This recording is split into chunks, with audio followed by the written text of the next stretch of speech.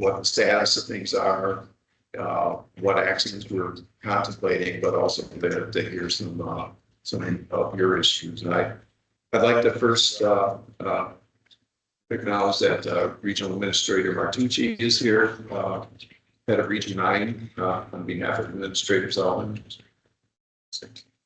Great, thank you, Commissioner. So good to be here with all of you. My name is Mike Martucci, and I serve as the Regional Administrator for EPA Region 9, which includes the state of California.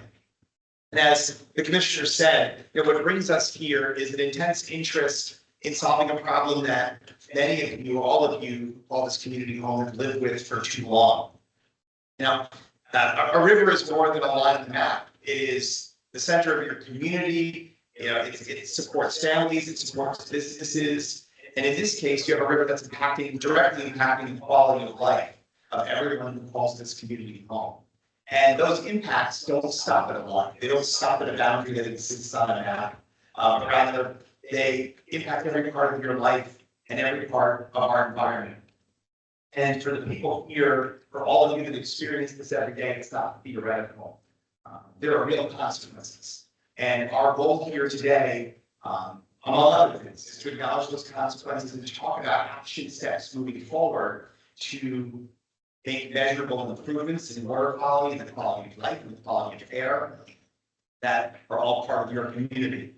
The Commissioner said, Congressman Ruiz, Senator Gonzalez, and others, all throughout the community, have been engaged in various levels, including with my boss, who's a member of the cabinet, who has taken up transboundary issues as a top priority of this agency and has focused on places and has spoken to these two gentlemen about making the community here around New River a priority moving forward. And that is a huge part of our visit here today. And our discussion here today is to hear from all of you directly, provide you agency updates from USIBWC and EPA on the projects that we are working on. And then lastly, commit to a pathway forward. Congressman Ruiz and my boss were talking recently in a congressional hearing, and the congressman had said to the administrator, will you please focus on issues related to the New River with the same intensity and the same interest and the same dedication that you have focused on issues in Tijuana.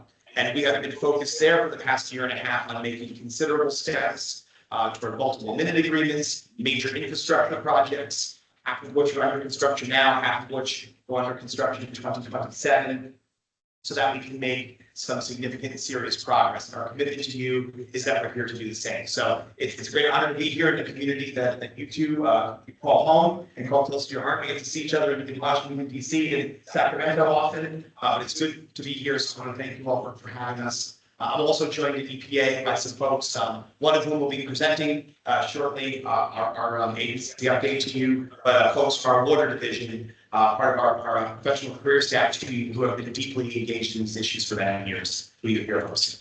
Thanks, Commissioner. Congressman Ruiz. Thank you. Congressman Dr. Ruiz. I represent Surrey, River Valley, Eastern Rivers County, and Eastern San Bernardino County. I want to thank the USIBWC EPA for putting this together and for having me here today. Commissioner McIntosh, Administrator Martucci, I appreciate both of you for coming out. You were very brave coming out in August. That's why we started the event early. But you're holding up quite well. As a doctor, I spent my career championing public health, and I've heard from so many families here in the River Valley about what this river has done for them. The smell, the rashes, the burning eyes, the people who have been diagnosed with cancer are concerned about where they died from, so they had no other risk factors. And I know that some of folks who live in poverty or live here without action have just accepted it as that's how it is in this area for way too long. And that's not okay. It's not something I'm willing to accept either. And I know that there's been some strong work by local environmentalists, by newer generations who have said enough is enough. This river isn't going to be fixed in one day or with one meeting. But what's here today is an immediate and long-term working relationship between all of us, IBWC, EPA, our state, local partners, and the residents in this community. Showing up and caring enough to keep showing up is the commitment I made to the people of this district. When I first started representing the Imperial Valley, we identified that there had not been a minute updated since the early 1980s. Imagine that, with 40 years, things have changed.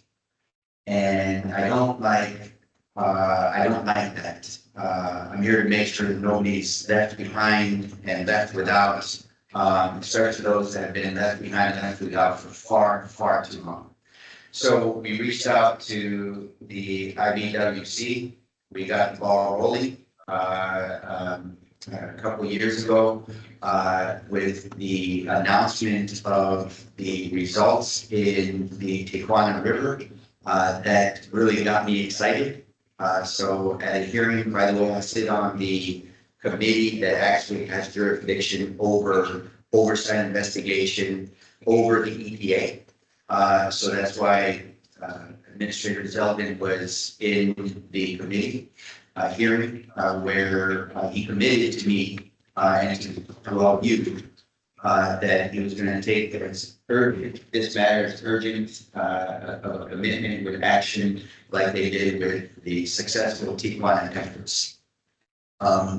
There's a process, and I'm hoping you all can get to the process in terms of the water study so that the residents understand it completely, so they know what's going ahead with the minute. And as important, and in my opinion, more important, is the MOU.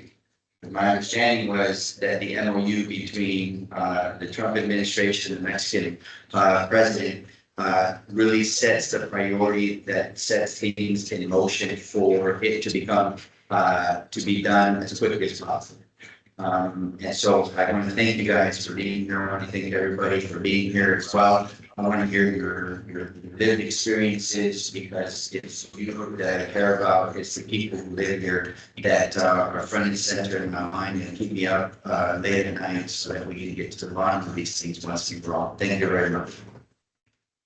Thank you, Congressman. Assemblyman Gonzalez.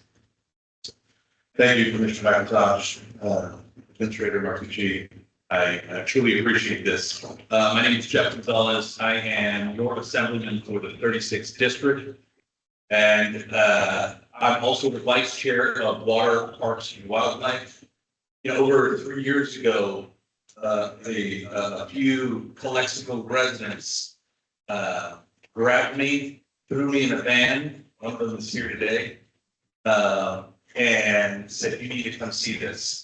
And they took me to the New River, we were at this morning. And they talked about the issues, but they talked about the history and the promises that were made. And unfortunately, a lot of promises made and promises were not kept. The reality is, after that, I made that promise. And I said, I'm going to pay attention to the Calexico. More importantly, I'm going to pay attention to what's happening in the New River, and I'm going to fight. That's what Marines do. So, Administrator Zeldin came out to Tijuana, asked me to join him and tackle and talk about some of the issues in the Tijuana River. And when I sat there, I was like, right, this guy's going to do something about it. Not just going to talk about it, he's going to do something about it. So I liked that I was there. Then he asked me to join him again the following year. And I said, okay, he's not forgetting. So I asked him in front of people, he said, please, I need you to pay attention to the New River, because if you think that the Tijuana River is an issue, the New River is also a big issue. And he made that commitment in public. And today is another promise made, promise kept this time. And they're paying attention. He's a man of action. And I'm really thankful for that. I really do appreciate that. So if you can convey that to him. But let's be clear. Today is just one chapter in the whole story. There's a lot that needs to get done, and a lot of attention needs to happen. This is not a partisan issue. Right? This is a people issue. This is an issue that impacts everyone here, starting in Calexico and throughout Imperial County and beyond. The other piece about this is it's not just about, if you will, the New River and Calexico. We have to look at it from the total river to include the Salton Sea. It's all united. It's all one story that needs to get fixed. The state is putting a lot of investment into the Salton Sea. We have Joe Shea here representing the Natural Resources Board. We have folks from Maurice from EPA. We have a lot of folks. Senator Schiff's office is here from the Fed. We have a lot of folks that are very interested in this project. But the people on the ground, like yourselves, who I've gotten a chance to talk to, who talk about the investment that's being made when we look at 2.5 people that are working on this job at the New River, but yet we only have money to fund for one. We need to relook at operations and management. We need to look at everything, and we need to take action. Because enough's enough. We've heard a lot of promises, and I don't like promises if you can't keep promises. So I'm here to be a part of this scene in this nonpartisan effort to fix the problem that should have been fixed a long time ago, because you deserve that at the least. So thank you. Thank you. I did want to recognize just a few more people, although I should be recognizing everybody that's here, but Principal Engineer Macias is here from the IBWC. He's our chief construction person, and he was one of the, when I first came on board and we were expanding the South Bay plant, he was the one that with the 10 million gallons a day in 5 days. And during those, Principal Engineer Kanava is here. She's the operations and maintenance person that has nominated personnel. And I'm serious. This is at all levels, from the Mexico municipality up through the federal operations and maintenance is a huge issue. Commander Wayne Belser is here from our environmental group, and we've welcomed him back from his deployment, and very happy to have him back. George Etheridge is senior attorney and an advisor in Washington, and sometimes people say, why do you have people in Washington? Boy, if you can't communicate with everybody in Washington, from the congressional folks on down to the various leadership people and at Homeland Security and EPA and Department of State, it's you won't get very far. Anna Morales is here. She's our area. There she is. She's our area operations manager. You probably already know her. She knows better, but I did just want to mention those people because USIBWC is made up of engineers and scientists, and we don't know how not to get things done. And it's really just a matter of pushing through all various roadblocks and brick walls to get it done. So these are the folks in conjunction with our EPA partners and our local partners that we've just done. I want to thank Mayor Legosky for letting me sit in his chair. See, I had his name tag. Thank you for hosting us. Much appreciated. Tom Crawford from the Council General's office in Tijuana is here, and the State Department's just been a huge partner on all this. It's when things need to get done, it's not just the IBWC, it's the IBWC, it's all our federal partners from EPA to the State Department, and then of course working with Congress. And you've got such a huge advocate here for Congress. He really knows how to help move this forward. But again, we're here about actions, and I know you've been through lots of meetings where we kind of said the same old, but as we go through some of the presentations, you realize that, you know, it is background, but we're going to be translating all of the work that's already been done into an action-oriented agenda as the Congressman and the Regional Administrator Martucci just mentioned. With that, is there anybody else that should introduce? We have some members of city council from other cities. Excel, we have a Senator Via's office here, Vice Mayor Calderon. We have our current leader over at U.S. Customs Border Patrol as well. Thank you for being here. They're impacted also significantly by for years going into the water and having their officers, our family members, getting injured, getting hurt, getting rations, different things. So thank you for that. And Cali Cali was the U.S. Senator Matt Schiff, President, as well as state administrators for Salt Sea. Yes, thank you very much for doing this. And again, back when I was in the original Trump administration, some of the first folks I met was CBP and some of the challenges they were dealing with going through the contaminated water in the San Diego sector, and that always stuck with me. And I do want to also acknowledge the military, the work we're doing up and down the border, in particular in San Diego again for the Navy training facility, but with all the men and women that serve in this country, keeping them protected is a high honor for us.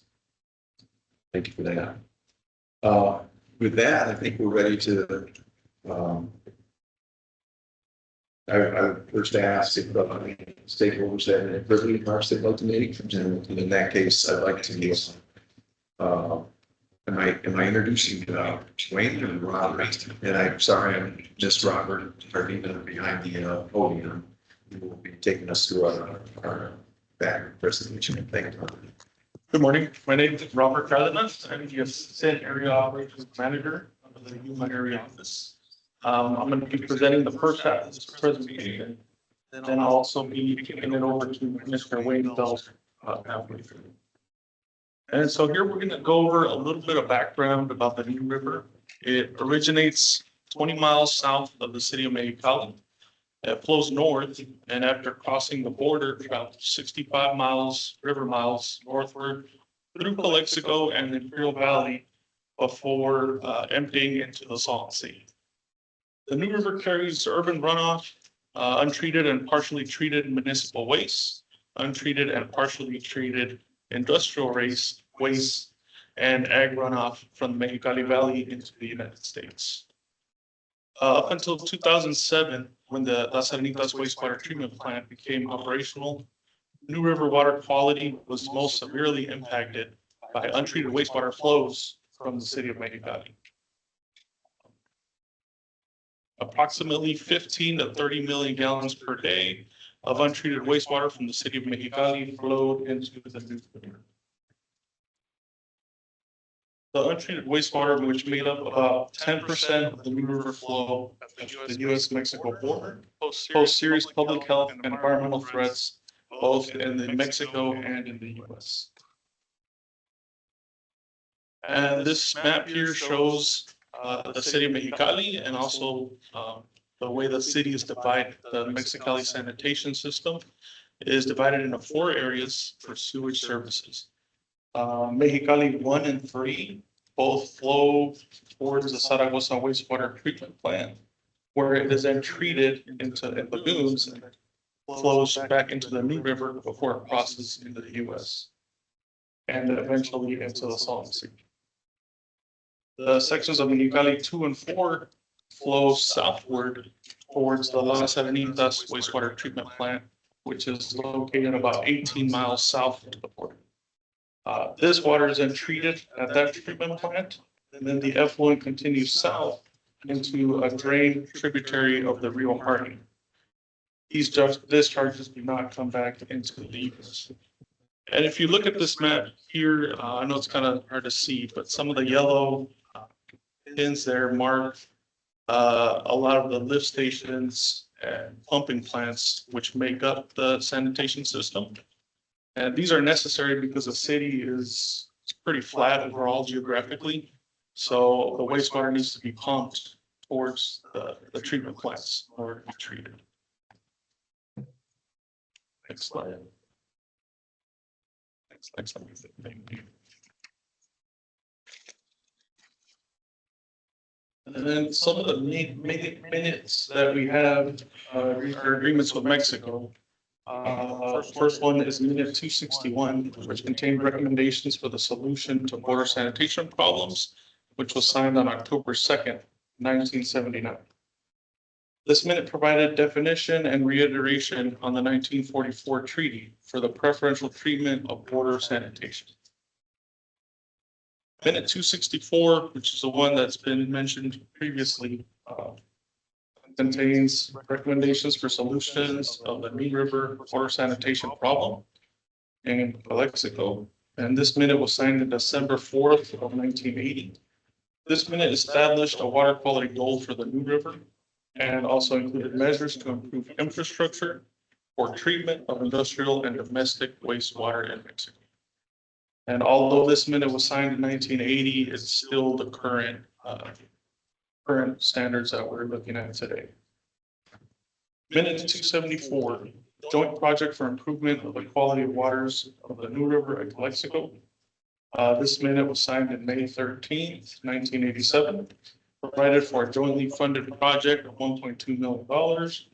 This consisted of new pumping plants, standby pumps for 2 of the pumping plants, and sewer cleaning equipment. Minute 288 was a conceptual plan for the long-term solution to the water sanitation problem of the New River. This minute was signed in 1992, and it consisted of what we were called as quick fixes, partially to the Mexicali 1 area, which included rehabilitation, replacement, and installation of sewer lines for the zone. It also had acquisition of sewer maintenance equipment, control of untreated discharges into the New River, and the expansion of the Zaragoza wastewater treatment plant. The Mexicali 2 section had rehabilitation, replacement, and installation of sewer lines for this zone, acquisition of sewer maintenance equipment, and to eliminate untreated discharges into the Alamo River, and the construction of a new treatment plant, Las Arenitas, which was subsequently completed in 2007. Minute 294 established the BTC meetings, which are meetings that are held every 2 months.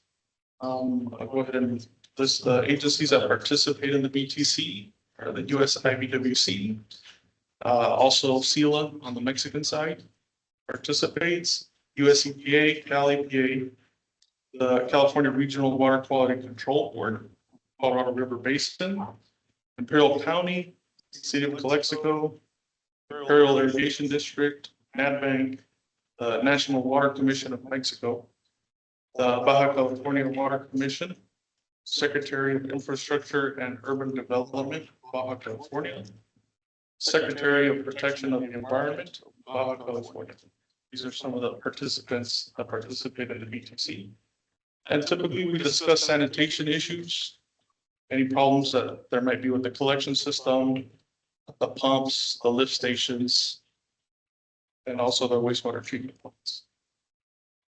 We perform fuel surveys to the discharge points. We will all go and see any type of discharges that may be discharging into the New River. And we kind of see what the source is, water quality might be. Try it. And then we have the Mexican water utility, CESPA, to hopefully get control of those discharges. We also update the BTC on the water quality monitoring program, which we sample twice a month. And we provide updates on water quality. We also let Mexico know whether they're meeting the requirements in minute 264, or if they're not meeting them. Also provide sites for improvements and pre-treatment, and we identify non-compliant discharges. And we go over the infrastructure status, issues, planned projects, and repairs of the Mexicali sanitation system. On the next slide, we'll go over the New River notification protocol.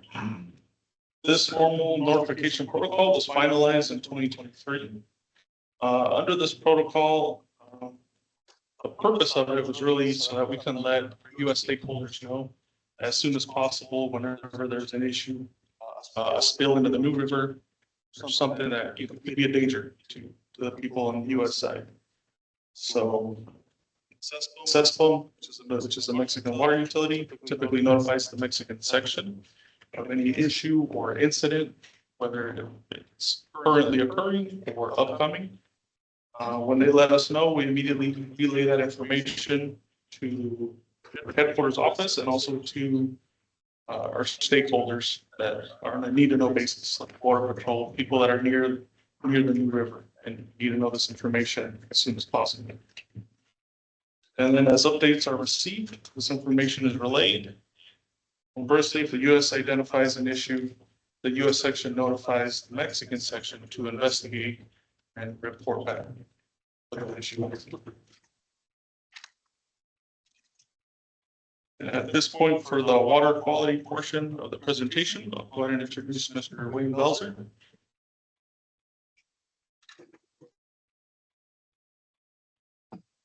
Awesome. So welcome everybody. Thank you for coming out. As mentioned, my name is Wayne Belzer. I'm an environmental engineer with the International Land and Water Commission. I work in the environmental section of our agency, and I've been working there for over 26 years. Majority of us sitting here looking at these very problems that we're talking about. So I've been working from El Paso all the way to San Diego on all these problems, looking at water quality analysis, engineering solutions to these problems, working with the public and stakeholders. And so one of the things that we were working on that I was part of was looking at, listening to stakeholders and various stakeholder meetings as to, presenting this data. Many of the questions come back. It's like, well, one of the primary concerns is that water quality and how that water quality impacts the people in the community, as well as has been mentioned, the enforcement entities and other people on border. And so I'm sure this is the part of the presentation that really gets to everybody's most attention and focus on what we see. So, as was mentioned by Robert, Minute 264 established not necessarily standards, we use that word, but there's no regulatory basis. There's no laws or action behind it. It was basically goals. And as was mentioned by Dr. Ruiz, it was done in 1980. So we're only looking like 46 years ago when it was developed. But at the time, the reason it was developed was there was huge issues, lots of infrastructure missing and lots of problems. And so Minute 264 established a goal. And that's why we base a lot of those goals. And if the infrastructure and all of the improvements we're making are done properly, we'd be able to monitor that goal based on those standards that were set up there. And so one of the things the stakeholders asked for is like, well, you're using fecal coliform analysis. Can we use E. coli? And so we began using E. coli, not as a standard represented to the minute, but in order to get data. It's all about the data. And it's been alluded to many times that data is very important for determining, the water quality and how it's improving or not. And so all the data that we collect, it's available on our website. Everything we do is public data. But the thing that I would note too, which is kind of difficult to see, is the graphic in the bottom right corner. And that is, what did Minute 264 set as those goals? What is the standards that they created that help us monitor and determine whether or not there are improvements being made or not? And so it's very limited. But it's very, very informative as well in those very few standards that we're looking at. And the major one being bacteria. The bacteria coming from, whether it's coming from agricultural sources or from human sources, wouldn't naturally be in that water if it wasn't being put there and not properly treated and taken care of. And so the limit is not set on the regulatory standards in either country, and both have standards. The standards are magnitudes below that, but the values that existed before, those quick fixes that Robert was talking about that were done in the 90s and have been all the work that has been done right up to this very day, we're in the hundreds of thousands. Even we were hitting numbers in the millions of bacterial colonies sitting inside of that water. And so the standard sits at 30,000, which sounds huge. It's like 30,000. It's what's the standard? Well, the standard in the US is sitting more like at 200 for fecal, 126 for E. coli. The standard in Mexico sits, I believe, at 1,000. It's based on the receiving water. But why 30,000? Again, when we were looking at millions, we're trying to look at whether or not we're meeting those goals and achieving successes in our engineering and in the efforts that we're doing. So I do want to point out, it's not a regulatory standard, it's not a violation of anything whenever it's exceeded, but it's very informative and tells us where we are. The other parameters that we have up there, BOD and COD, bacterial or biological oxygen demand and chemical oxygen demand tell us also are the wastewater treatment plants functioning properly and removing that BOD? Are the industries not discharging and controlling their discharges under the COD? And are we affecting the changes that we need to within our work that we're doing in there? And so not a lot of information you would think in there, but they were there to tell us whether or not we were achieving those goals or not. So one of the things that the stakeholders asked for was, improvements in what data we're collecting. But I will go through and show you why those standards or why those goals were set the way they were, and you can kind of see some of those change in the next slide. So, Craig, next slide, please. And so this one here is a running geometric mean of bacteria, and going up and down, showing when there's been improvements that brought us way down below that number, and when some of that infrastructure and population growth led to, it failing to meet that and pushing for changes as the number went up and showed, greater impacts coming back in. And currently we're below that goal because of all the infrastructure changes that have been put in place by USIBWC, EPA, NAB Bank, as well as all the other state and local entities who put money and effort into trying to achieve those goals. And so that's why that number is so high, but why it existed the way it does, to give us that ability to monitor when there's a significant problem or when there's a significant improvement. And so the data runs on there for quite a few years, but the far right being the most current data. Next slide, please. Same thing in here. You can see the goal is set pretty low. So whenever there's a market spill, this is the instantaneous 1 day, numbers, not a running mean across many numbers. You look and see, well, there's an infrastructure problem, pump failure, pipe busted, raw sewage winds up in the river, you get a really high spike. It shows up on there, but once that gets back under control, it goes back below that line. So we are monitoring, and that's, as was alluded to, we have this notification protocol that's set up at the request of the stakeholders to sit there and provide, hey, what happened there? Why do we have that spike and what is going on? And so now we work very closely with our Mexican counterparts and with the utility over there, that when we see something like this, we're monitoring when they have a loss of containment of sewage and what that impact is. Next slide, please. And we can skip through these slides really quick, kind of looking at those biological and chemical oxygen demands. We're able to tell when the wastewater treatment plants are doing their job, when they're not, or again, what's the impact from those breaks, those infrastructure failures. Frankie, next slide. And the next slide. And again, as you can see, the standards, may not be regulatory, may be high, but again, when we're exceeding that, we're not quite meeting our goals. Next slide. So one of the other aspects on there is like, well, what else? BOD, COD, people call from what else in that water? And we didn't have those answers. We've done an intensive monitoring study significant time ago that did tell us there was industrial waste and other discharges into the new river that could potentially have impacts. But again, it was a while back, 1996. This is when we did our toxic substance study, and we needed some additional data. And so one of the things that was pointed out earlier is the potentiality for a new minute. And that's one of the things that stakeholders have been asking for is we need a new minute. And whether a new minute occurs or not is less of the issue as to can we produce solutions, whether it takes a minute or an MOU or just, implementing some engineering solutions. Before we can even get to that point, we need to know what is in that water, what is the situation, and what is the character that we're trying to address so that we can implement those changes. And so we implemented, starting in 2024, a development of a scope of work and what it is binationally, who's going to partner, where's the funding coming from, and what are we going to be looking at.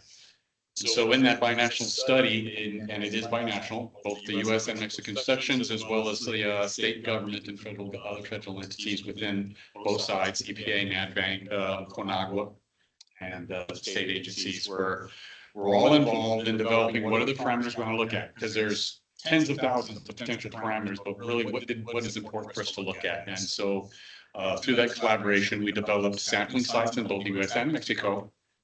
We developed a large list of metals, organics, nutrients, bacteria, things that we hadn't even looked at before, even with those previous studies in '96, like dioxin and some of the other prevailing pesticides and herbicides that are used in agriculture that we had never even looked at before to see if they were in there. This study went for 1 year. It collected both seasonal and monthly parameters. We did all the analysis in the US in a laboratory in the US, but the data shared with Mexico and looking at all the different sites. The Mexico collected the sites in Mexico and split the samples with us in the US for laboratory analysis. The study we ran from 25 through early 2026. We've concluded the collection of the data. Frankie, next slide. I'm not sure. Frankie, next slide. Thank you. And so to show you where those sites were collected, very difficult map to see because of the kind of a small, but we collected both starting at the point it crosses the river in the US, further downstream a few more times, all the way out to the freeway to see how it changes there. And in Mexico, both from the before and after the encased section of the New River, the treatment plants and the canals coming into there. And then we also collected one sample out in Yuma at the Morelos Dam. And the reason for that is that becomes the source water for all of the agriculture in the entire valley that then discharges in the New River and crosses right back in. And so using it as a background, we're able to see whether or not there was a change or something that was actually introduced from that area. Next slide. And to get you a little bit closer so you can kind of see where we collected at. Still a very difficult map to see up on the screen up there, but scattered throughout all the different points coming in from the New River from Mexico, and 4 locations in the United States. Next slide. And you might be saying, well, how did the New River Improvement Project impact that? And really for us, we're collecting the water coming in across the board from Mexico. So we basically just moved our site. And so during that study, we had to shift from our old USGS station to the new one sitting right there. But we did want to maintain that continuity. So we were collecting the data properly and still maintaining that the water crossing the border into the US from Mexico is still being analyzed regardless of the improvement that was done in that area. Next slide. And so finally, on here, the data, it will be made public. Right now, it's still being up under review. And so we have a draft report that was done by the US section. It's now currently with the Mexican section who is reviewing it and making their notes and their comments, and we'll probably go back and forth a couple more times. But we will produce a final report. It will be made publicly available on both of our websites. And then from that, what is the so what out of that? Besides, you'll have a whole bunch of numbers. And that goes back to, the whole point of how do we make these improvements?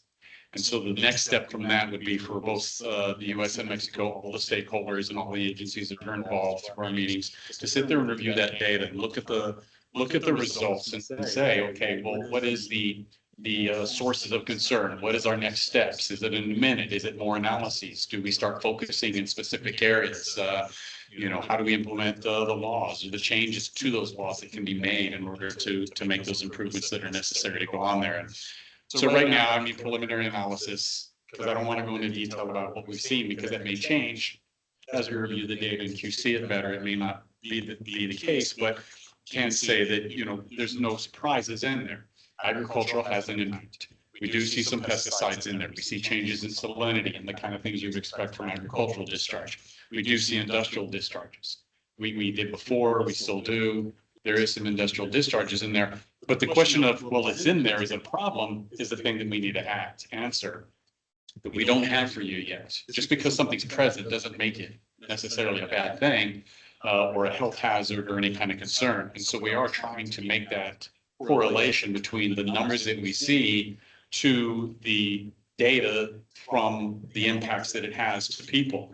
Is it at levels that are of concern that create a nuisance or a health hazard, or are they so low? Yeah, we detected it, but it's almost non-existent and it's an issue. And so at that point, we'll have to still sit there and make those determinations when we do our final report. And is that something that is our priority we need to address? Or is there more important areas from this data that we need to be addressing in that area? And so hopefully we'll have that final report out soon. We're trying to get it out for this meeting, but we'll have another public meeting. I'll probably come out here, be more than happy to come out here and present our final findings and give you more detail about what that data shows and what we saw in it and those areas of concern. And then of course, from there, everybody on both sides of the board will be working to try and resolve those. I believe that's the last slide. Frankie, next slide. And it is. So thank you for your time, and hopefully I'll be back out here soon and get you some more information on the water quality study that we did to get it out there to everybody. Thank you. Yeah, thank you. And again, welcome back. Congressman, any comments or Senator? Thank you for that presentation. I think the thing that is most important for the constituents here is the speed and the timeline. What are the expectations in terms of when can we see the report? And we'll waiting on Mexico. But after we get the report, how long did it take, for example, the group in Tijuana to identify solutions back on them? Because we want to see some groundbreaking. We want to see some changes in the area as quickly as possible. And I think the other thing is, there's no doubt that Mexico holds some strong responsibility for this. And so I wanted to ask, how are we addressing that? How are they working with us in that? And I want to make sure that this is obviously in a very strong diplomatic way where both nations own responsibility for this. Thank you. Just a quick long bit. We're kind of in one of those rare times where our president and the Mexican president actually work quite well together in this area. And I know there's a lot of tensions between us and Mexico, but in this particular area, so I know Trump actually work quite well together. Ambassador Johnson has been very helpful, Secretary Rubio, and the attention level we're getting just from our folks has been unprecedented. In my first few months, I was receiving presidential tweets on more than one of my projects, which again, we have a boss and a virus. We can make it. But I also wanted to mention, sometimes you don't realize, but that last cabinet meeting that happened up at Camp David, there were conversations between Secretary Rubio, Director Russ Vogel, and Administrator Zell on our issues. So we got everybody's paying attention and working hard to make sure we have the tools to actually go into the total action mode.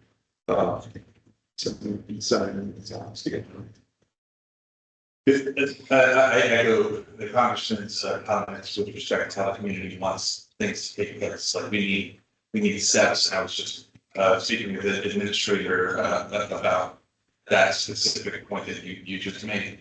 I think we'll be able to hear some of these next action steps, what the EPA administrator is doing moving forward. But I also, in the water, in the world of water, studies are very important. When we just throw money at the problem and don't understand the nuances, we could be spending in the wrong direction. So I'm thankful for both of you and what we're doing with those studies, but we also need to couple it with, okay, what are the action steps? What are the low hanging things that we can start getting? Let's put shovels in the ground and let's move forward. So thank you for the scientific side, and thankful for what we're about to hear on the construction side. Thank you. Mr. Actually, I think maybe what we'll do is to sort of these two presentations go hand in hand, so perhaps it makes sense. I'll welcome Hector, hearing from our team, who is going to make a presentation about some of these projects, EPA's roles in these projects, and then perhaps we'll be able to kind of talk about them a little more locally, because obviously what IBWC just spoke with goes hand in hand with some of these actual projects. Before you kick off, Hector, I did recognize, failed to recognize Jason Oliver, our regional security person from IBWC, who's greatly appreciated just due to the crazy things that happen on the border. He helps us stay safe. And then I believe the North American Development gentleman, Sir Francis Rams. I failed to recognize you, but thank you. And people might ask why are they important? Well, they're a bank. They have expertise on financial issues. They have fantastic also engineering type expertise too. So they're a huge partner in everything we're doing. And I want to also thank Hector for moving down to the San Diego area. He's been a great addition to the team. I'll see Gil Reblar over here in the corner, who's representing the county and for the county interest in the issue. Thank you. So I'm Hector Aguirre. Frank, if we could stay on that prior slide for a moment. I've been with EPA for over 20 years. I was a project officer at EPA overseeing the New River area. So I've been coming out here since about 2005 in different capacities. It's good to see Wayne, Robert, Jose Angel, who's here making a cameo. Just want to note that, in Robert's presentation, he mentioned how we had minutes in the late 70s, right? With important and intelligent people and technical advice saying, how are we going to tackle this? That was in the late 70s. Then by the early 90s, now we had construction ready to go. Quick fixes were massive programs. Also in the mid 90s is when EPA begins to have a role. It was during the negotiations of the NAFTA agreement. There was an environmental side agreement to that created the North American Development Bank and a critical partnership for EPA. And a program at EPA called the Border Water Infrastructure Program. Next slide, Frankie. So this is when EPA starts. It's in the mid 90s, following up on the quick fixes. NAFTA has happened, and then there's a big injection of funding, both EPA from BWIP, creates an bank who provides the financial, legal, and technical bridge to Mexico. What does the BWIP program establish in the 90s? It says it's going to require 100% match of funding with Mexico. So dollar for dollar at a minimum. All projects in Mexico has to have a USI benefit. We worked with the NAD Bank, and it was a massive source of, or a massive kind of lever to incentivize Mexico to invest in the northern border, which is actually historically better off than other parts of Mexico. But now they're getting a cost share. They're going to invest. It's good for the US economy. It's good for the Mexican economy because of the development of industry. There's a couple of limits to staying here, Frankie. That the imagination in the mid 90s said you won't spend money on stormwater.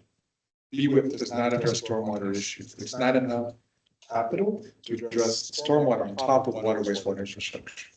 They also said at the time you don't address solid waste issues. This is for water, wastewater only for public utilities. And of course, EPA is always going to be constrained by the amount of funding that we get.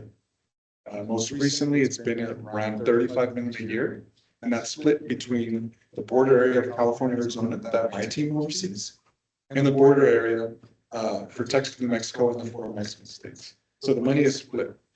So that's just important consideration. And next slide, Frank. This is going to dovetail really nicely with what, and then tap it one more time. Just wants to animate it. Fingers crossed. All right. So building on what Robert said, there's 2 main treatment plants. You see them in the black boxes. Las Salinitas at the very bottom, and towards the top left, La Zaragoza. Each of those takes 2 zones of the city. Distinctly, right, you can notice that from Zaragoza, top left, those pink circles flow into the international drain across the border. From the green lines in the middle, you see those, the flows, those brown dots going south. So that pump station sends half of the city's flows to Las Salinitas and away from the watershed. From La Zaragoza, those go into the New River. Next slide. Sorry. So around 2000, I'm going to pause it. I'm going to look at this way. So if you guys notice, those 2 first projects were completed right after the quick fixes. So the quick fixes, money directly from Congress, we would create an admin. We exit those 2 top projects. Looking at the dollar amount, that was 20 years ago, folks. That's significant money today. That was even more significant than how much money they were. And the things that they included. Second project in Calexico, the largest total ticket, included collection, wastewater collection for 52 colonias, repositioned 22 miles of wastewater collection, added 4.7 miles of new collectors, rehab pump stations, built new pump stations, and even provided pump run equipment, emergency pump and inflatable plug. 20 years ago, people recognized Mexicali needs systems to where when they have a collapse in their infrastructure, they have ways to prevent that from being discharged in the river. We did that 20 years ago. What happened since? The reason why I mentioned that is that, oh, and also along that time, by the way, there was a closure of a municipal dump, which helped eliminate solid waste. Industrial discharges were also minimized, so what wastewater was improved. And the scale of the system was massive. It's 400 miles of collectors. So even though we did some work, more was needed. We continued the projects after this diagnostic that was done in 2016 with further rehabilitations and infrastructure work. And yet it hasn't been enough. Next slide, please. So here's the last project, or the most current project that EPA will call AdVank in cooperation with Mexico. It's to upgrade that treatment plant where you saw the brown circle going south. Why are we upgrading it if that water is already going to leave the watershed? That treatment plant is severely over capacity. And what will happen if it fails, which is now at risk of because it's over capacity, is that 20 million gallons can't be sent south. La Zaragoza can't receive 20 million. So we will have a severe issue of wastewater within the watershed once we expand that plant. So we're focused on that now. The reason I spend, that's all for slides. We have really important comments from the community and our senior leadership. But at the beginning, when I mentioned the IWC treating minutes, 1979, the quick fixes when EPA came, is that there have been people here, technical experts, leadership before, thinking that this could be solved quickly, but there are big questions still. Does NADVANC's role need to be enhanced? Do we need to, that was the 25 years ago that we defined their role. Do we need to change that? Become better? Does the VWIC language need to change? The authorization we get from Congress, does it need to include trash? Does it need to allow for some flexibility? How will long-term O&M be addressed? Jose Angel, 20 years ago, you know, when I was a young engineer, I'm still, or a young project officer, still a project officer, maybe not as young. He would tell us, what are you going to do about O&M? How are we not going to be here 20 years from now when we are? We haven't solved it. And then what else is needed so that the the community is not hearing that, yes, there's improvements, yes, we're going to do that in 10 or 15 years. I don't have all those answers, but I pose them to remind us that people have been here before trying to solve this, and it's hard. I don't know if Wayne kind of alluded to, did we barely keep pace with population growth? I don't know. So we're here, we're dedicated. There's the technical expertise, there's stuff going to come from Congress, and there's massive political will. So I think we are at an important inflection point to answer these questions, but I just want folks to bear in mind, those are some of the hard ones that need to be answered by this generation. So happy to be here. My wife is from Mexicali, I'm here all the time, so they're deeply committed to helping solve this problem. Thank you.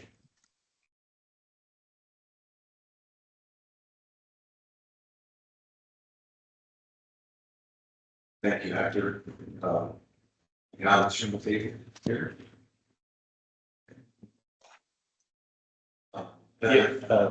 Yes.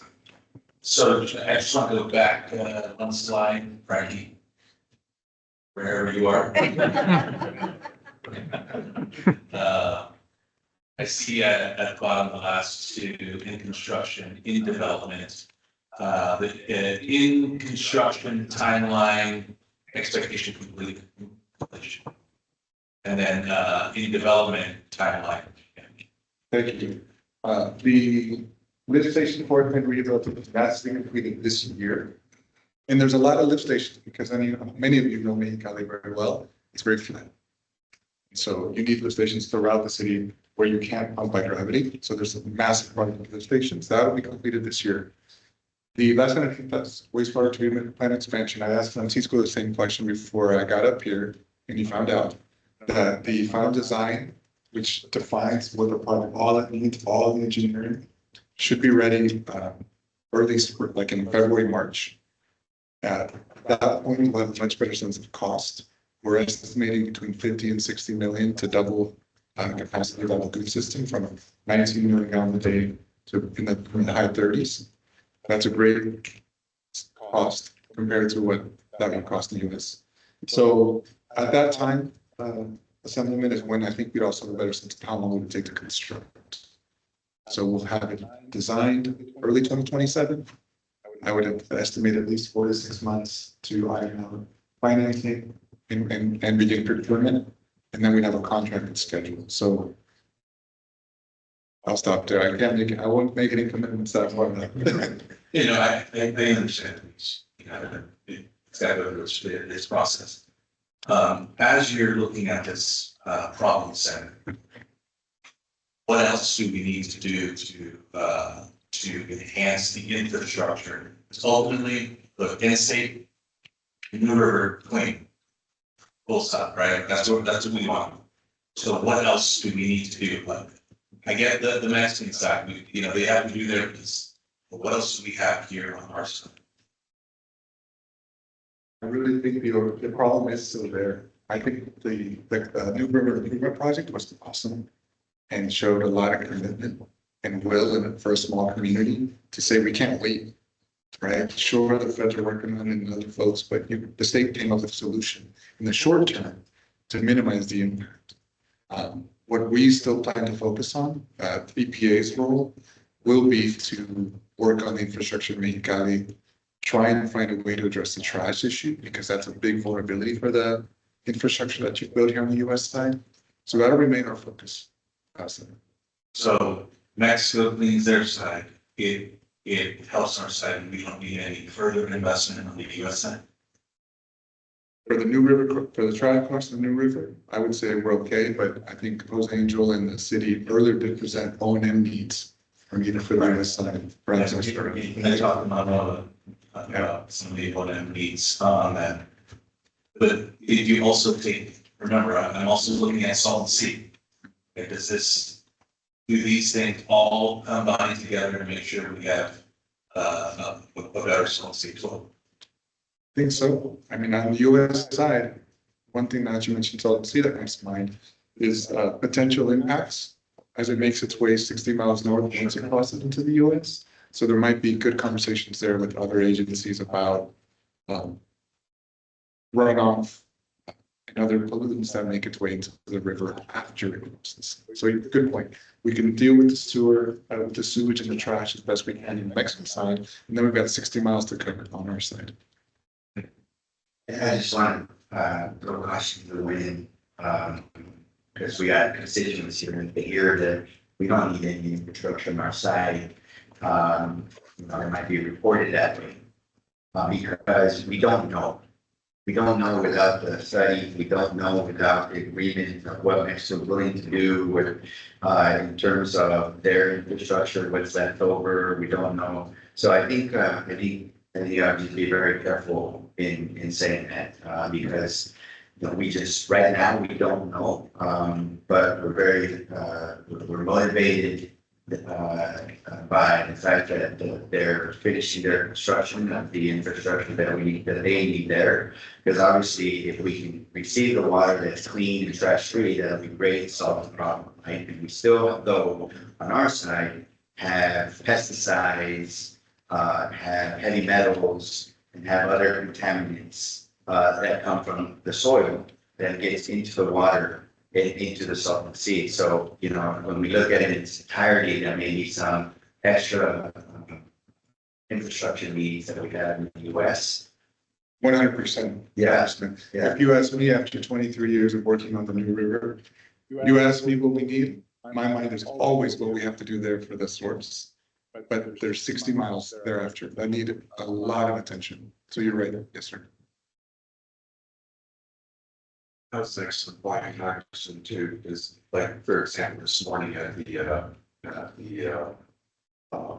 trash collector that we saw, an issue we talked about was how easily that system is overwhelmed by stormwater. So, I mean, there's going to be plenty of opportunities for more improvements on the US side as well. Plus I think the grid collects trash in such an efficient way, it stops rivers. We need to talk with our CDP partners about how we can maybe improve the grid a little bit on the trash.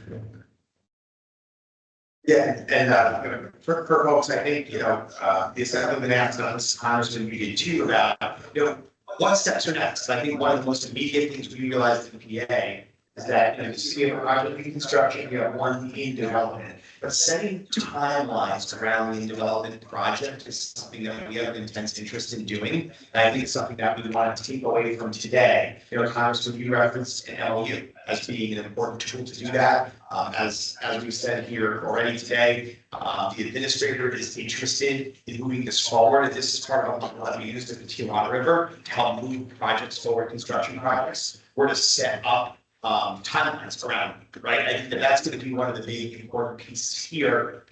To Hector's point, certainly as these projects that are in construction complete come online, there will be more to see in terms of whether or not additional infrastructure is needed. But for sure, at this moment, what we can put our finger on is we want to see these projects come to completion as expeditiously as possible. One of the ways that we do that is to bring pressure to Mexico to move those projects along at a pace that's acceptable to us.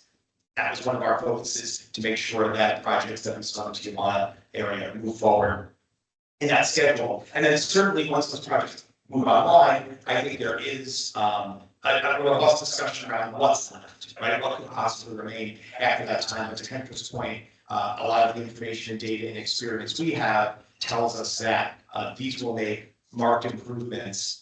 Certainly training our eye to some of the other ongoing concerns here in discussion with the city this morning, certainly O&M and finding a funding source so that ongoing operation and maintenance can be funded in a way that makes sense for everyone. EPA does water construction projects all around the country, and what's very different is in most places where we do these projects, we turn these projects over to municipalities who have ratepayers who support operations and maintenance moving forward. In this particular case, we don't have a ratepayer set. It would not be appropriate for any of you to pay going forward to maintain these facilities. I think that is a broader conversation that we're engaging in with our partners in Congress. Congressman's been great on this. Senator Schiff and his office have been engaged on this, but finding a recurring source of funds. Again, typically a source of funds that we would find in the form of ratepayers that we simply don't have in this particular case. The other thing that sort of plays into this discussion well is something that Hector mentioned briefly, but I want to pause on for a moment, which is the way that we're authorized to use FEMA funds. Right now, we're not allowed to use those funds for the purposes of managing stormwater crash. But what we know in this room is both of those things present a significant issue here. So on the federal side, we have some restrictions around how we can spend that money. Right here in the community, we see a great example of us partnering with the state to address that very issue, where the state needed in a place where it knew the federal government was unable to be helpful because of restrictions around funding, and has come up with a solution and infrastructure around trash management. So we thank our state partners for looking in places where we don't have authorization, but it's something that we've been deeply engaged in a conversation here to say that is the way that this FEMA funding is structured, a way that's serving the needs in the very best way that it can. And I think that's something that certainly the members of Congress have been great about as we've engaged in a bigger conversation in that last year. But I think one of the things for those of you in the room that are wondering what's next, really, I think for us, one of the most immediate next steps is to put a structure and a deadline around how we're going to address the in-development project in a way that's going to move it along quickly, as we've seen in other places. And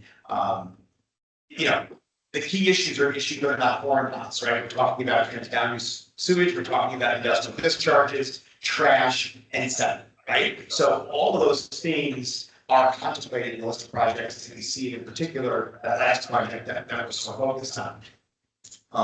Again, moving forward more broadly, I think that we know that it's going to require some projects scoping on a comprehensive solution even after we get past this important milestone. And Congressman, to your point, an MOU is the framework, the first piece of a framework to do exactly that, right?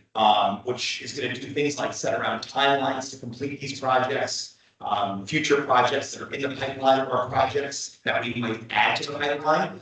We heard a little bit about that in the technical work group. That technical work group has been deeply engaged in identifying those various infrastructure projects, other things that have to happen in the near term. Things like discussions that have been ongoing about water quality standards and the goal of coming up with a negotiated, established set of standards right here in the near term are things that we're intensely focused on in that first time.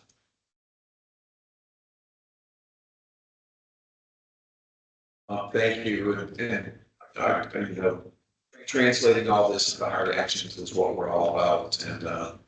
And for example, the binational technical group has been working on this for a long time, and we'll be pushing them for hard recommendations almost immediately. And that be part of our basis for engaging with Mexico at higher levels to come up with these action plans similar to what we did at Tijuana. And I think we're moving to comment. The EPA went really fast in their presentation, but that's okay. So Frank, if it's okay, I'd like you to kind of MC the public comment. I've only got a couple of names on my list, but you could. The first person who signed up for public comment was Mr. Gil Roboya. Come on up, please. 3 minutes. 3 minutes, please. CEO of the county of Imperial. 7 years ago, this county and its public health department brought 4 asks to these same agencies. A 2-minute reflecting Clean Water Act standards, a testing protocol we offer to help fund a treatment facility here, and a protocol to warn our residents. We're not here with new ones. We're not here to ask anyone to establish there is a problem. That's been well documented, and as well as through studies from our public health department, as well as our air pollution control district. Our air pollution control district paid for a year of air monitoring besides the river and hydrogen sulfide and twice the chronic health threshold. And that work is not just the county, but also public availability of users. But also, this is not just a health problem. It's a port of entry. Our agents work reside within a city that cannot attract investments because of an environmental crisis, a trade corridor moving billions of dollars a year. County does not want this river either. Fixing it is one of the few things everyone on both sides, by nationally and politically, already agrees on. So addressing this from a compounding, not just addressing it, but fixing it, we're compounding positive effects. And I appreciate the sharing the minute orders and the happening, but I also want to ask this room to remember the river's history. In 1944, both governments agreed to clean it up. In 1972, Mexico's president ordered the dumping stop within the year. In 1992, the commission adopted a plan and a United States commissioner promised he would swim in this river by 1995. He never did, we can change that today. But that year, when the hurricanes were just way back, the ground summed it up. There have been a lot worse said than done. That was 31 years ago. But this morning, our congressman and our assemblyman called it a day. Let's call this a day of action. And there's a reason to take you gentlemen at your word. The binational study is finished, and we wait for the results. Revisiting the 264 criteria on your own list of next steps, and let's go have the project ready to build. And none of that was true in 1995. 82 years is long enough for a river to wait, and the county of Imperial is here as a partner, collaborator, convener for those MOUs, timelines, assisting those binational relationships and hard actions. So please ensure that the county is at the table for whatever comes next, and we thank you for coming down and hearing this. Thank you. Next is Mr. Victor Cuevas.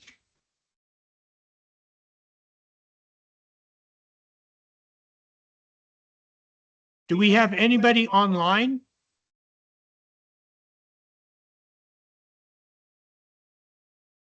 Mr. Vincent Cuevas is online here. He has his hand raised. Mr. Cuevas, go ahead. Anybody online for public comment? Yes, Mike Zellner. Please go ahead. Good afternoon. My name is Mike Zellner. I'm the CEO of the Sonoran Institute. Thank you to IBWC, EPA, SILA, and partners on both sides of the border for your continued work to improve the New River. Through our Mexicali Fluye initiative, Sonoran Institute has been working with communities and government partners in Mexicali, as well as California Water Boards, IBWC, and SILA to demonstrate how nature-based solutions, source control, restoration, solid waste management, and community stewardship can complement essential wastewater infrastructure investments. We now have 4 years of water quality monitoring data from this work. Our monitoring has documented significant improvements in the areas where we have intervened, including a 97% reduction in fecal coliform, a 29% reduction in total suspended solids, and 107% increase in dissolved oxygen. These results demonstrate the potential for targeted interventions in Mexicali's urban waterways to produce measurable quality benefits for the New River. Building on these results and partnerships, we are developing phase 2 of Mexicali to scale these activities to additional priority areas, strengthening water quality monitoring, nature-based solutions, source control, and community stewardship that will represent about 87% of the flow of the New River from Mexicali. As IBWC, EPA, SILA, and other partners continue water quality sampling and planning, Sonoran Institute would welcome the opportunity to share our 4 years of monitoring data, coordinate monitoring approaches, and explore how phase 2 can complement the broader binational effort. We believe improving conditions upstream in Mexicali can benefit communities there while also contributing to improved water quality and public health downstream in Calexico and the Imperial Valley. I'd just like to recognize Dr. Francisco Zamora from my team for his pioneering work in this area, and thank you for listening to our comment.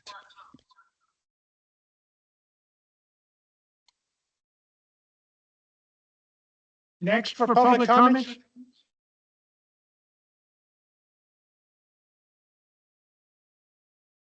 I will jump in. Good afternoon. My name is Jose Carmona, Program Advisor for Comité Cívico del Valle. CCV appreciates USIBWC, EPA Region 9, Assemblymember Gonzalez and Congressman Reese working to improve the New River. Significant progress has been made through wastewater investments in Mexicali and the New River Improvement Project in Calexico. As we build on that progress, CCV would like to offer several opportunities to protect these investments and deliver lasting benefits to the Imperial Valley community. First, emergency response or corrective maintenance to this infrastructure must remain a priority. In a recent visit to the New River Improvement Project, CCV staff observed that the concrete pad supporting the recently constructed trash screening project appears to have separated from the eastern canal bank. CCV has taken pictures of the current site and would be more than happy to submit them for the record. In light of this, we encourage the responsible agencies to inspect the condition, address the accumulated litter, and establish a long-term maintenance plan to ensure this investment remains resilient, especially during major storm events. Second, reliable New River monitoring is essential. New River sampling at the international boundary by the Colorado River Basin Regional Water Control Board was interrupted for several months this year because of insufficient funding. CCV appreciates staff securing funding to resume sampling, and we encourage federal agencies to coordinate with California regional and state agencies to establish dedicated, recurring funding for continuous sampling, monitoring, and publicly accessible data. California's Proposition 4 provides a timely opportunity with more than 46 million currently available for eligible U.S.-Mexico border water quality projects. Finally, the 2026 comprehensive binational study should move us from monitoring to measurable action, including modern water quality standards, clear targets, timelines, and meaningful enforcement. This should include pursuing technologies capable of detecting and fingerprinting illegal discharges to help identify their sources, coupled with stronger binational coordination to investigate and enforce against unauthorized discharges of toxic contaminants into the New River. Better science will not only tell us what pollutants are crossing the border, it will help identify where they are coming from and provide agencies on both sides of the border with the information and framework needed to prevent those discharges at their source. Thank you. Thank you. Next public comment.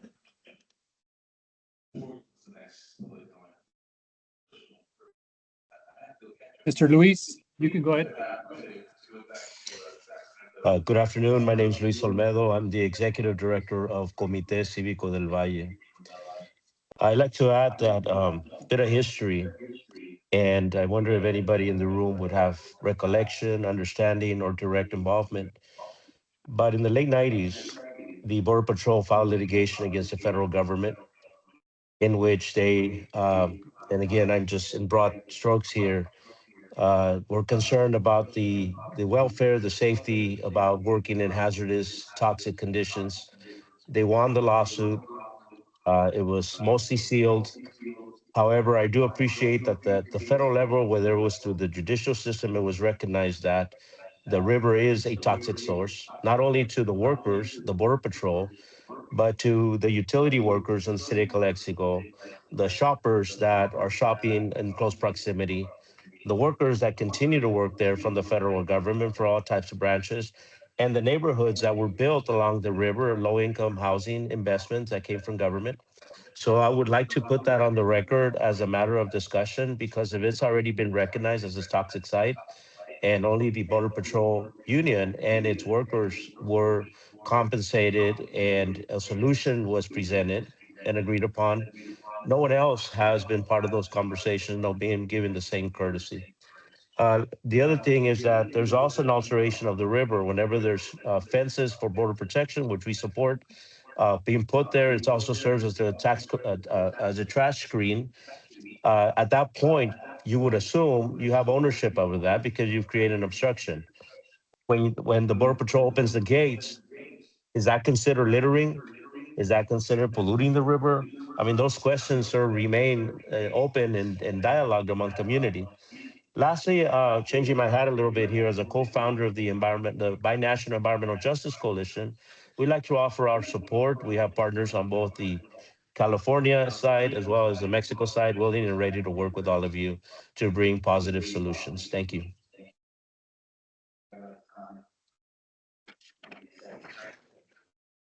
Yes, sir.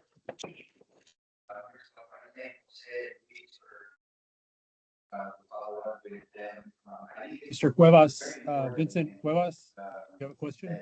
Nothing gets discussed without local community input. They are the experts. Back there, we work with the county public health department, very insightful. The people that you're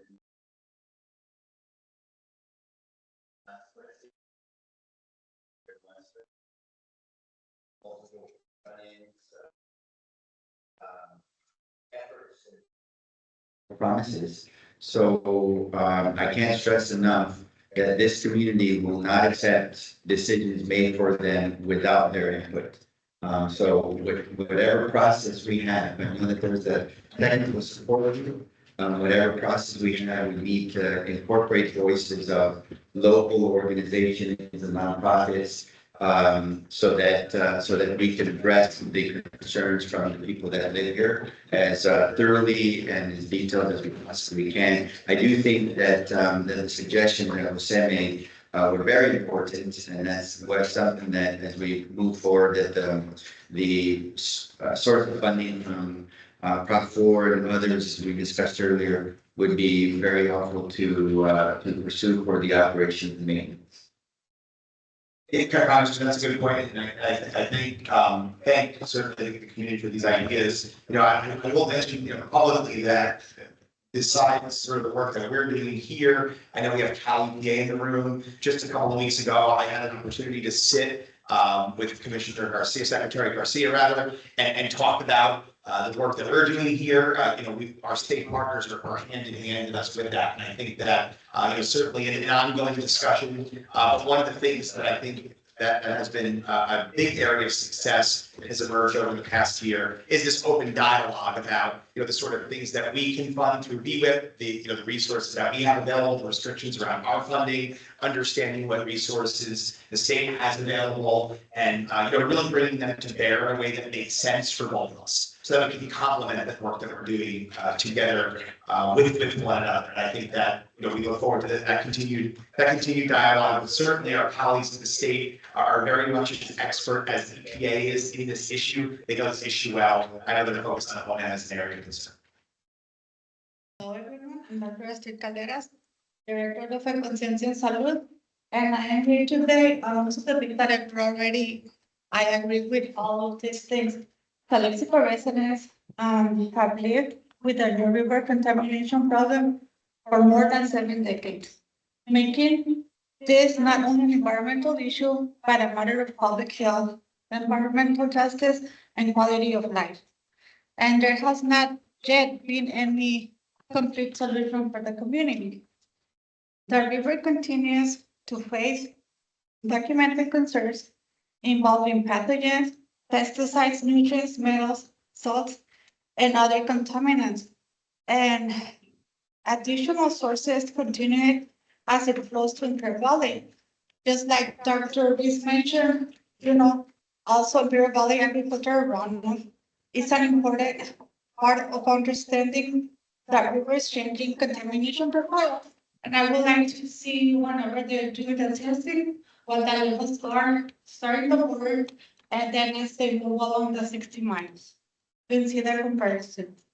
After 70 years, residents reserve measurable outcomes, transparent monitoring, public access to data, clear accountability, and action addressing pollution as its sources. So my question is, what specifically will be different in these 5 years, and how would you measure and publicly demonstrate that there's improvements for our community.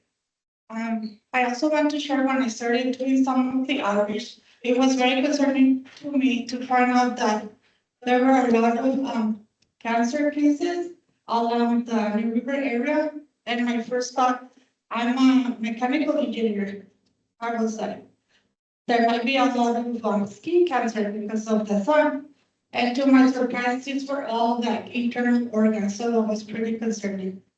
I started doing more research, and then I found that some of the electronic devices start corroding because of how toxic the environment is. So I really urge for a solution for this community. It was pretty sad to go back like months after, and most of the people that I met out there died because of cancer. And this is not like a cold or like a flu, like you get it and then your neighbor would get it and they were like, in a blood. There were many people having cancer, and this is like an emergency for us to have measurable solutions for this matter. Thank you.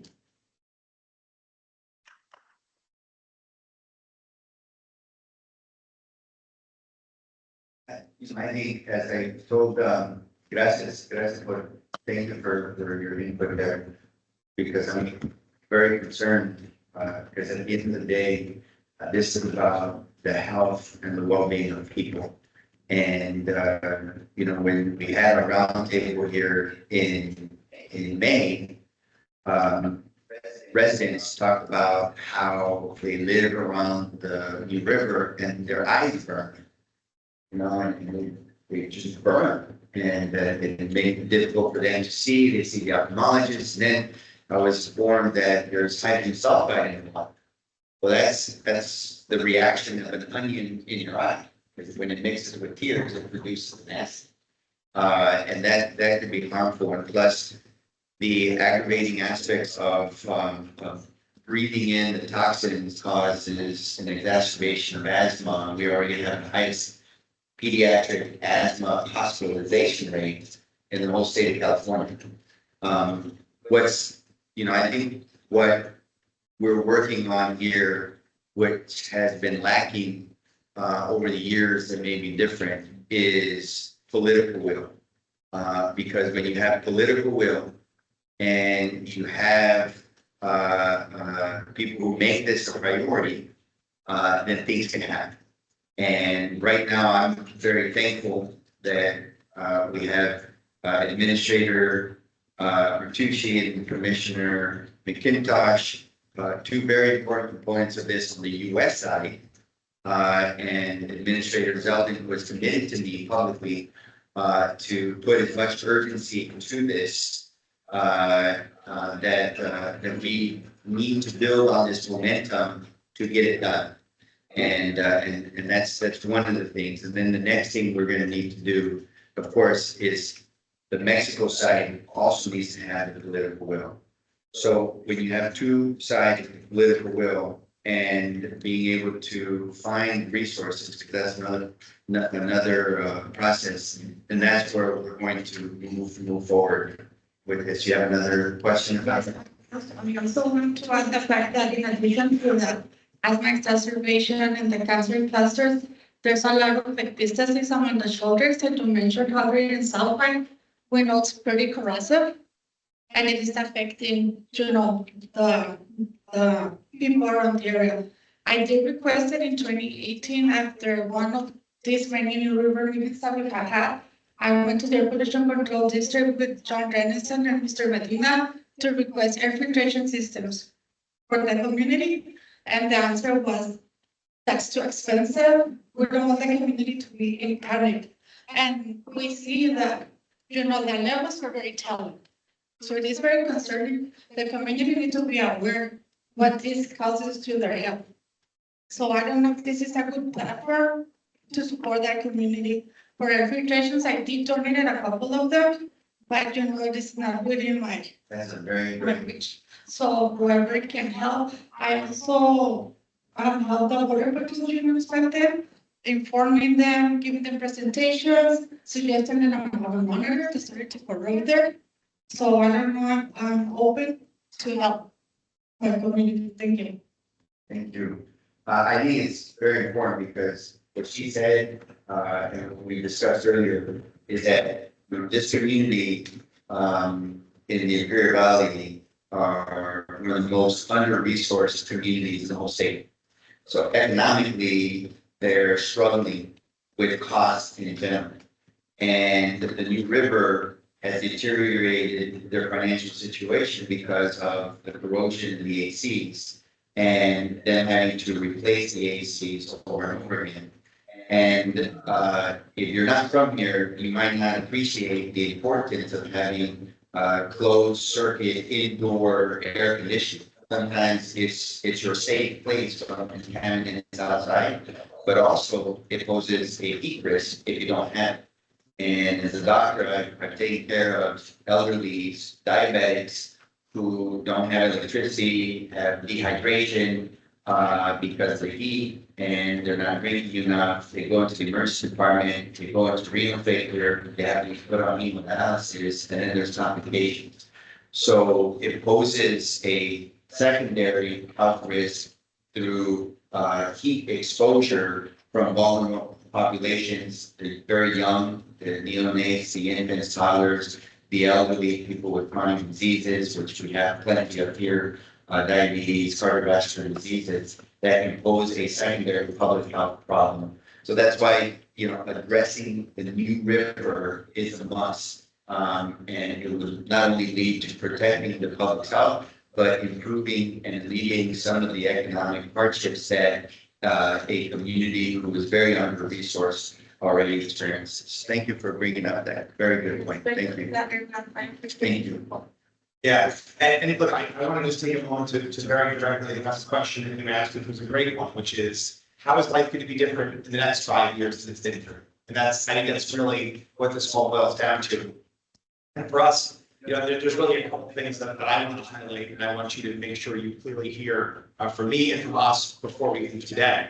The first is that, you saw in our presentation some infrastructure projects, because we all know in this room that infrastructure is a big part of this solution. And many of these projects, the projects that we outlined there, you see projects that we're supporting through that bank, are projects that are happening on the Mexico side.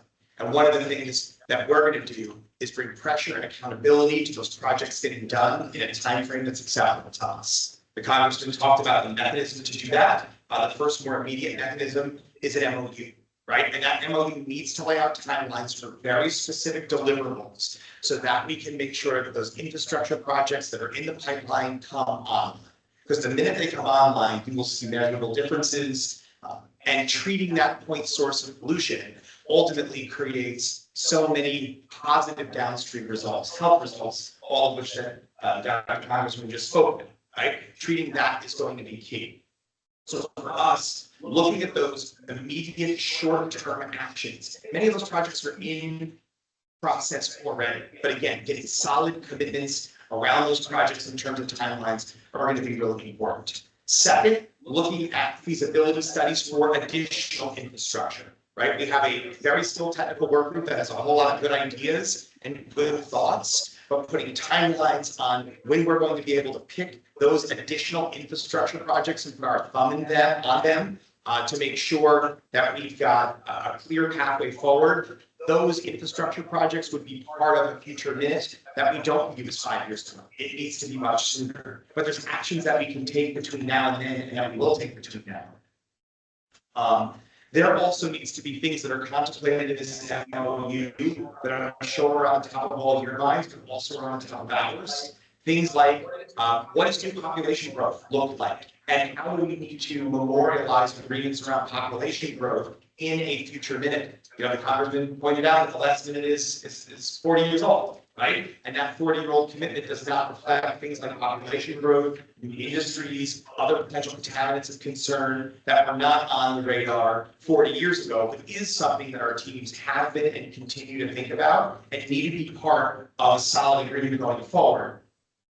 We spoke earlier today, the mayor brought this up about spill notification. One of the important issues that he brought directly to our attention is that there needs to be better communication around spill notification when that does happen, so that the community can prepare. And that's something, again, that's at the top of our mind and other infrastructure operational matters, including who's paying for O&M, a discussion that we've had here pretty robustly. So I think that we view these things all happening in parallel immediately. Also, to pivot to what the Congressman had mentioned, in what will be a permanent enduring document, a minute that will memorialize all these things on a long-term pathway forward. We absolutely view the community as a key part of that. No one is impacted more by this venue, so no decisions about you, very simply, but because that's going to be key. So know that we see this really as a two-pathway approach. One of us immediately driving forward key short-term actions, most of which are in process already. And those key short-term actions not only will provide important relief, but also will serve as a foundation for a minute, which I know the Congressman has been a strong advocate for, and we all want to get to, but we want to make sure it encompasses many of the things that I just listed, and certainly a whole host of things that are on your minds that we want to know about and make sure are included in that.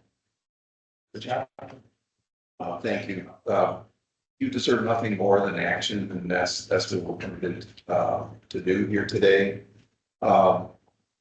Protecting your health, your welfare, your livelihoods is what our calling is, and why we're here. I was particularly struck by I think it was the Imperial County gentleman talking about the number of commissioners in the past negotiated minutes and that kind of thing. And I just want to let you know, after 20 years of working for a major auto manufacturer who, if we didn't get things done, would have gone out of business.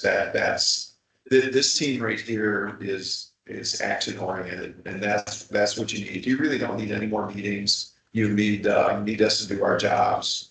Michael did a great job summarizing what our job is, but we'd like to start putting out our action reports so you can actually watch what we're doing on a real-time basis, and realizing you have folks before you that are only committed to getting the job done and not spending a few more years studying it. So I know you've heard these commitments before, and back in San Diego, there's canyons named after dead commissioners, and I don't want that to happen for any of us. I'd rather be remembered for things we've accomplished together, and that's what our commitment is to you. Thank you all for coming.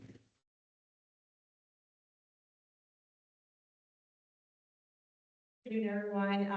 President Donald Rees and USIBWC and Calexico, thank you for being here today.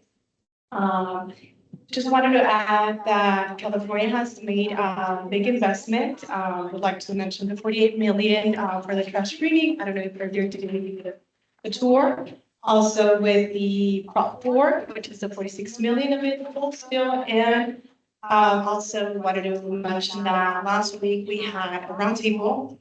We had a New River tour and a roundtable with the city of Calexico, the county of Imperial, the office of Congressman Donald Rees, and the office of U.S. Senator Alex Sevilla. So just wanted to mention that, and thank you so much for being here. And let's take advantage of the moment. Individuals say your name, who you're with. I apologize for that. I thought I had said it. So my name is Maria Salvador, and I'm just a representative with the Office of State Senators and here in the treasury. Thank you for being here and the state senator.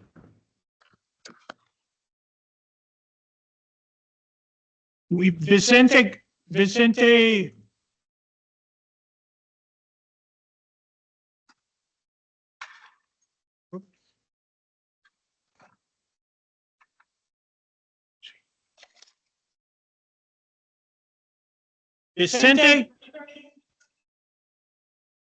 You wanted to speak?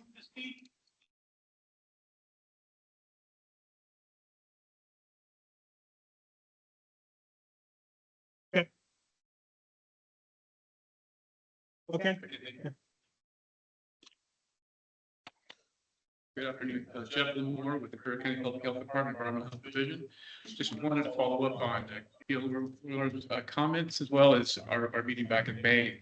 I know something Gonzalez had mentioned, infrastructure, and I do believe it's very important that we look at infrastructure and that we continue to provide funds to Mexico and to assist to enhance their infrastructure, their sanitation projects there.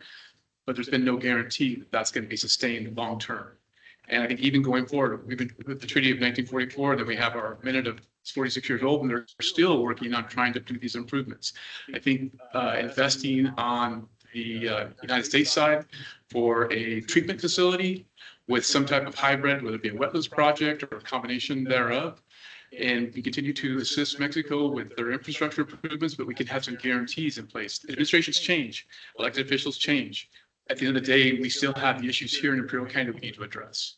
So I think looking at long-term addressing and trying to put in some type of infrastructure that will manage the wastewater that's coming across, so we can ensure that the water that's going to the Salton Sea is treated and the community is being looked at. So I just wanted to add that to Gil's comments. Thank you. Thank you.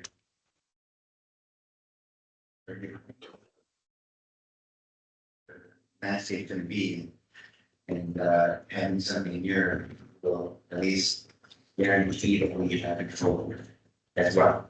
Not that it's the main solution, but it's a very good point. And you're also part of the tech committee, correct? Yeah, our team is on this, well, that's correct. Great, thank you. Any further public comments? I just wanted to add, anybody who didn't get a chance to make a public comment or wants to make a public comment later, please you can send your public comment to PAO@ibwc.gov. That's PAO, abbreviation for Public Affairs Officer at ibwc.gov, and we'll get you an answer as soon as possible.